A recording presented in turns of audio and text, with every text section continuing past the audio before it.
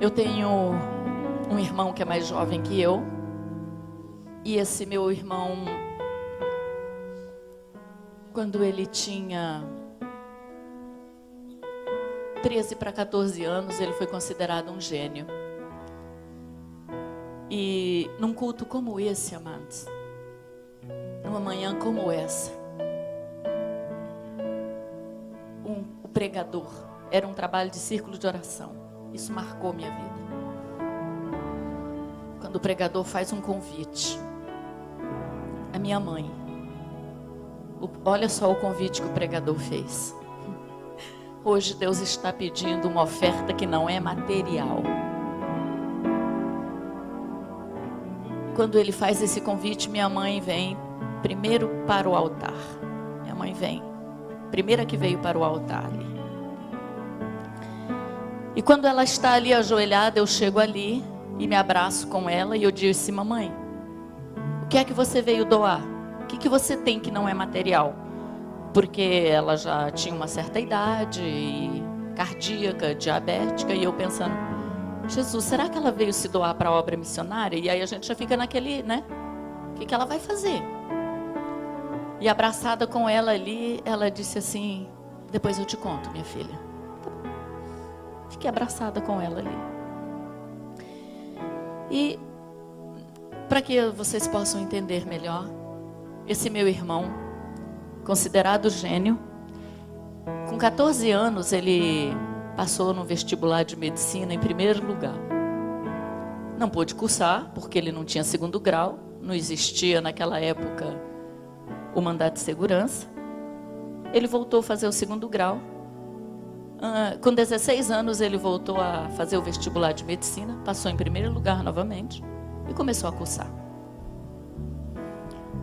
E os amigos. E eu me lembro assim que naquela época um professor de física se interessou por ele e conversou com meus pais e disse assim: olha, esse menino, esse garoto, a NASA se interessou por ele. Ele vai contribuir com o futuro da humanidade. Ele pode ser um grande físico, um homem renomado. Meu pai olhou para aquele professor, Dr. Ricardo, e disse assim: olha, meu querido, eu fico orgulhoso da sua presença aqui na minha casa, o convite, mas o meu filho é a herança do Senhor. Não abro mão dele. Amados, quando meu irmão começou a cursar medicina e se cercou de amigos, eles começaram a convencer meu irmão, seduzir meu irmão. E meu irmão começou a ir para o laboratório da faculdade fazer drogas. Naquela época, se hoje já tem drogas mais, digamos, mais efusivas, mais possantes do que o êxtase. Mas naquela época meu irmão já fabricava o êxtase. E começou a experimentar para ver os efeitos que as drogas produziam. E esse meu irmão, com essa inteligência, com esse futuro, com pais que cobriam de oração, esse meu irmão virou mendigo, morador de rua, pediu esmolas, morou embaixo de pontilhões, dormiu em praça pública, foi enxotado dos portões como vagabundo, bêbado, drogado. Naquele dia, quando minha mãe veio para o altar, e eu disse: mamãe, você não vai me contar o que é que você doou? Ela disse: eu doei o seu irmão para a obra missionária. Eu disse: mamãe, mas a gente nem sabe se ele está vivo, não temos notícia dele há 3 anos mais. O dia que ele saiu de casa, amados, para ir para a faculdade e não voltou mais. Todo dia eu via minha mãe olhando no portão e ela dizia: quando ele vir, minha filha, eu vou ao encontro dele, eu vou cobrir ele de beijos. Sabe aquela figura do pai do filho pródigo? Era minha mãe. Passaram-se todos esses anos. Naquele dia minha mãe ofertou meu irmão para a obra missionária. Passaram-se mais 4 anos sem notícias. Numa madrugada, meus queridos, um hospital de Porto Alegre ligou na minha casa. E o recepcionista do hotel dizia assim: olha, chove tanto aqui em Porto Alegre, está tendo um dilúvio. E alguém recolheu da enxurrada um mendigo. E nós encontramos na carteira dele esse telefone. Mas não alimente esperanças. E eu dizia para ele assim: eu tenho um irmão que está desaparecido há mais de 7 anos. E ele dizia: não, mas esse tipo rouba as coisas, troca as coisas, pode não ser nada seu. Minha mãe, eu falando baixinho, minha mãe já na extensão: Deus, tu és maravilhoso, Deus, tu és poderoso, Deus, tu és Deus fiel. E o rapaz dizia: o que está acontecendo, moça? E eu dizia: não, é que eu tenho um irmão, minha mãe e tal. No outro dia de manhã, minha mãe foi para Porto Alegre. E eu marquei com ela um horário para a gente se falar lá na recepção do hospital. Quando eu liguei, eu disse: mamãe, é o Noé? Ela disse: é, minha filha, é seu irmão. Eu disse: como é que ele está? Tá bem, tá bem. Mas não foi recolhido da enxurrada? Foi.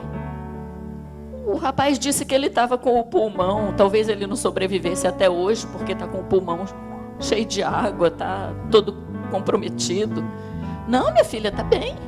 Não tem unhas, não tem dentes, não tem cabelos, não vê, não fala, não fica em pé, tem ferida dos pés à cabeça.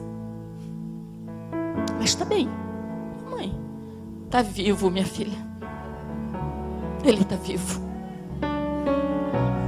Bote a mão assim no seu coração, ó. Você está sentindo ele bater? Está vivo. Tem esperança. Há esperança para a árvore, ainda que seja cortada. Há esperança. Eu disse: mamãe, quando é que você vem? Ela disse: amanhã. Eu disse: amanhã? Você acha? Você vai largar ele aí, mamãe? Não, minha filha, eu vou com ele. Mamãe, a senhora acha que o hospital vai liberar uma pessoa assim? Vai? Porque a irmã Judite vai vir aqui, minha filha, no hospital. Eu disse: quem é a irmã Judite? Ah, dirigente do círculo de oração? Onde ela achou a irmã Judite, eu não sei. Mas ela achou a irmã Judite. Eu disse: mamãe. Ela disse: minha filha, mande a minha passagem com a do seu irmão, porque a irmã Judite vem com um grupo do círculo de oração aqui hoje, e eu vou para casa com seu irmão. Sabe quando você manda a passagem pensando: perdi meu dinheiro?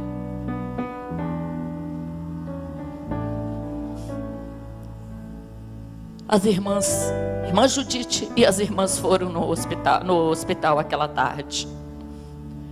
Fizeram um clamor tão poderoso que o segurança do hospital botou elas para fora. Por quê, amados? Porque enfermeiras aceitaram Jesus? Porque enfermeiros foram batizados com o Espírito Santo? Porque médico aceitou Jesus ali? E no outro dia minha mãe foi com meu irmão para Londrina. No outro dia meu irmão foi com a minha mãe para Londrina.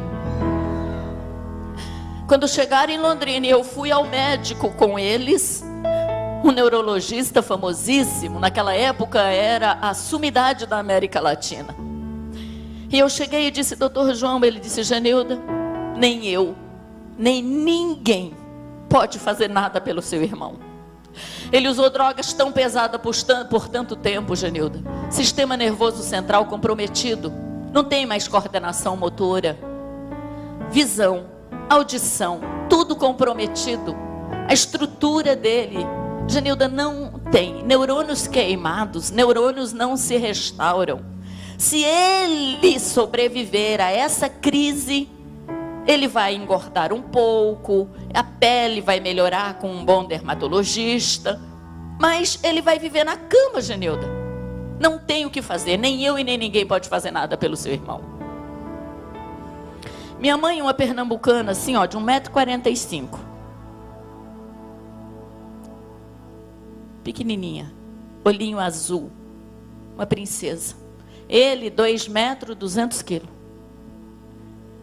Ela olha para ele, estica aquele dedinho e diz assim: doutor João, o senhor é amigo da minha filha.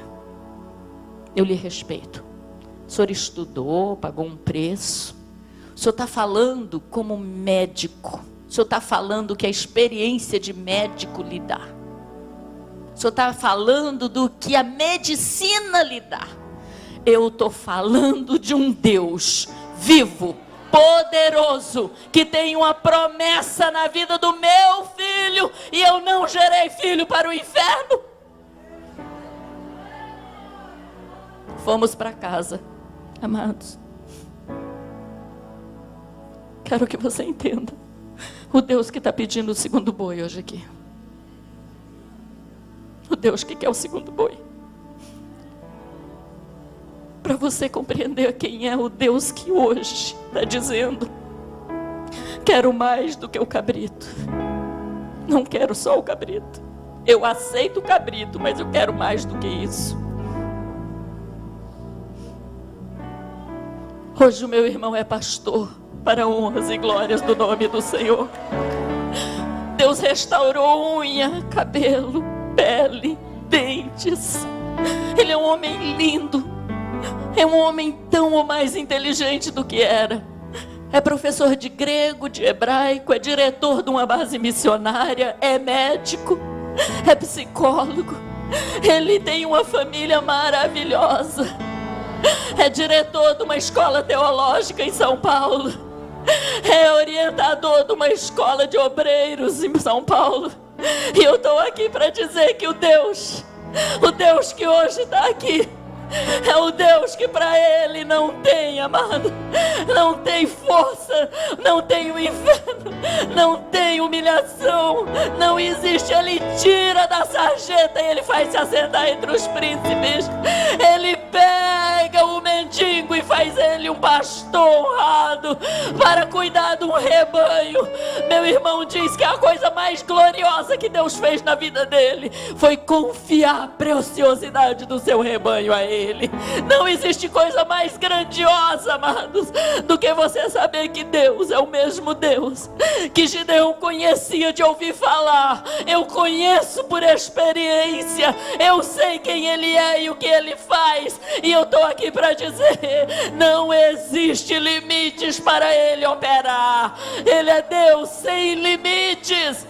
Ele é Deus que não brinca. Ele é Deus que tem proposta nas nossas vidas.